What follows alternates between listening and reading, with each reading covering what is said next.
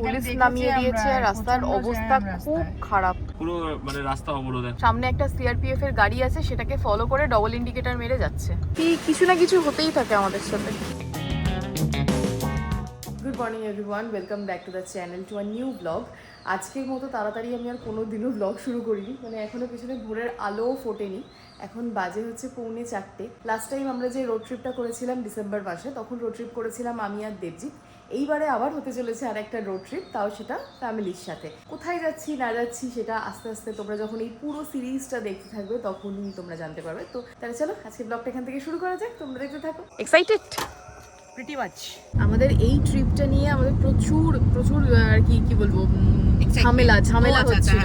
একবার এখানে, একবার ওখানে, একবার সেখানে, প্রচুর ঝামেলা হচ্ছিল। অনেক কষ্টে এই ডেস্টিনেশনটাকে ঠিক করেছি।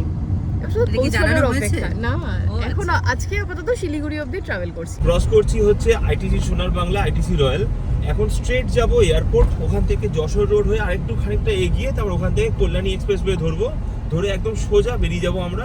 ফার্স্ট টার্গেট হচ্ছে আমাদের মাদারসাট কৃষ্ণনগর। চাটা খেয়ে একদম পুরো বেকার হয়ে গেল। বারণ করেছিলাম দুধ চা খেও না। না আমি যখন বারণ করতে যাচ্ছিলাম, আমি প্রথম বারণ করলাম যখন তারপর দুধটা ফুটিয়ে নিল, তারপর বাবা বলছে আর খেও না, ওটা অ্যাসিড হয়ে যাবে। তখন চা পাতা দিয়ে মুখের উপর ঢেলে দিল।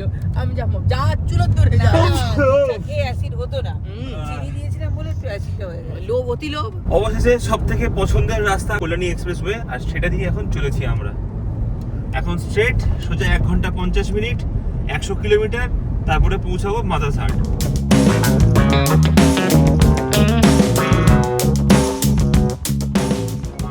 সো আমাদের ফার্স্ট হল্ট মাদারসাট।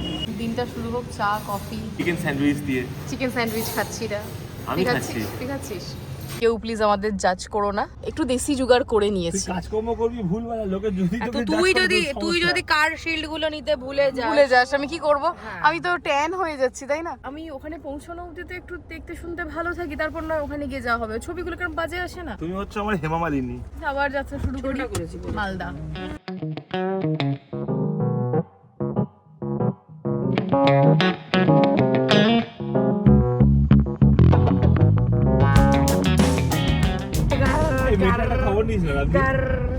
কি হলো, কিট্টুকে মিস করছিস? আর তোর গানগুলো কি বলিস? সাত পাইয়া 2 4 পাইয়া খুশ খাসি খুশ বাতি ভুলভাল খাই। আরে দাঁত তখন বুকটা রেখে দাঁতগুলো বাড়িগুলো দেখাই যে আমরা যখন ঘুমাই আমি এরকম কি করে দুটো ঠোঁট নিয়ে এরকম করে পাক করে দাঁতগুলো দেখি, টক টক করে দাঁত মেরে দেখি, এরকম করে দেখে। টেনশনজনক একটা খবর পেলাম, মালদার দিকে এনএইচ পুরো বন্ধ।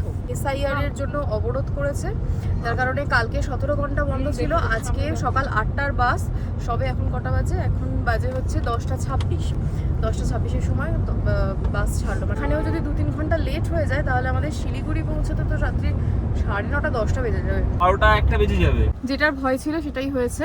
লম্বা জ্যাম সামনে, একদম ম্যাপে দেখাচ্ছে এখান থেকে ফারাক্কা অবধি। জাস্ট আমরা মালদা ঢুকতে বাকি আছে 66 কিলোমিটার। পুরো মানে রাস্তা অবরোধ এখন। পুরো রাস্তা অবরোধ। রাস্তায় এসআইআর নিয়ে এত মারামারি হচ্ছে যে এখানে পুলিশ নামিয়ে দিয়েছে, রাস্তার অবস্থা খুব খারাপ। আমরা একটা ভিতরের রাস্তা পেয়েছি, ওখানে একজন লোকাল গাইড করলেন। কালকে নাকি 7 জন বিচারককে আটকে রেখেছিল, তারপর লাস্ট অব্দি সিআরপিএফ কে দিয়ে স্কট করে মানে ওনাদেরকে ফেরত এনেছে। তো এই হয়ে গেছে ব্যাপার, সেটা নিয়ে সুপ্রিম কোর্টে অনেক ঝামেলাও হচ্ছে। তো আমরা জানি না ভোরবেলা বেরিয়ে গেছি। তো আমরা জানি না, আমরা ভোরবেলা বেরিয়ে গেছি আর নিউজও দেখিনি। আর ঝামেলাটা হয়ে গেছে ওখানে। এই সামনে যে গাড়িগুলো রয়েছে এগুলো সব হচ্ছে পুলিশের গাড়ি, আর তার পিছনই যাচ্ছি আমরা, আমাদেরও তো পুলিশের গাড়ি। রাস্তাটা একবার দেখো তোমরা, পুরো জ্যাম। যাওয়ার রাস্তা কিন্তু এইটা, আর এটা হচ্ছে ফেরার রাস্তা। যাওয়ার রাস্তার অবস্থা দেখো, প্রত্যেকটা গাড়ি এই রুটে। সামনে একটা সিআরপিএফ এর গাড়ি আছে, সেটাকে ফলো করে ডবল ইন্ডিকেটর মেরে যাচ্ছে। ফাইনালি ফারাক্কা, মানে সিআরপিএফ এর কিছু গাড়ি আসছিল আর কিছু পুলিশ মানে আইপিএস এর কিছু গাড়ি ছিল, তাদের কনভয়ের মধ্যে আমরা যদি পুলিশ লেখা তালে গলে অম্বলে ঢুকিয়ে দিয়েছি আমার গাড়িটাও। মোটামুটি উল্টো রাস্তার মানে সাইড দিয়ে চলে এসেছি, না হলে আজকের মোটামুটি 8-10 ঘন্টা দাঁড়িয়েই ছিলাম এক জায়গায়। মারও খেতাম। খুব বাজে মানে বড় ঠাকুরের অশেষ কৃপা যে মানে কি বলবো, বেঁচে গেলাম আজকের মতন।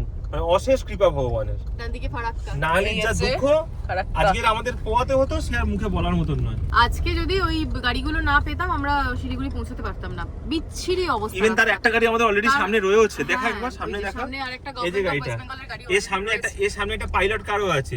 এবারে ট্রিপটা না আমাদের খুব চাপের লাগছে। এখন আছি হুন্ডাইয়ের সার্ভিস সেন্টারে, মালদাতে ঢুকে গেছি। হঠাৎ করে দেখছি ইঞ্জিনের লাইটটা জ্বলছে, তো সেটাই জন্যই এসেছি। দেবজিৎ গাড়ি দেখাচ্ছে, ভগবান জানে কি হবে, সব চেক করছে। কি কিছু না কিছু হতেই থাকে আমাদের সাথে। গাড়ি একটা সেন্সর একটু ডিস্টার্ব হয়েছে, যার জন্য ওই লাইটটা ব্লিঙ্ক করছে। তো সেটার জন্য গাড়িও বন্ধ হবে না বা আমাদের ট্রিপও হ্যাম্পার হবে না, কিছুই হবে না। কিন্তু ওটা কলকাতায় গিয়ে আমাকে ঠিক করিয়ে নিতে হবে। এখানে আমরা পেলাম না এটা, পার্টসটা এখানে নেই। লাস্ট অবধি আমরা একটা লাঞ্চের অপশন পেয়েছি। ফাইনালি আজকে পৌঁছালাম শিলিগুড়ি। এসে ভোর 4:30 বেরিয়েছি, এখন বাজে 9:24। মোটামুটি বেশ ভালোই ড্রাইভ হলো। আর শুধু একটা রাতের জন্যই আমরা হোটেলে আছি, কারণ কালকে অনেকটা ভোর ভোর আবার বেরিয়ে যাব। চেষ্টা করব যতটা তাড়াতাড়ি সম্ভব বেরোনো যায়।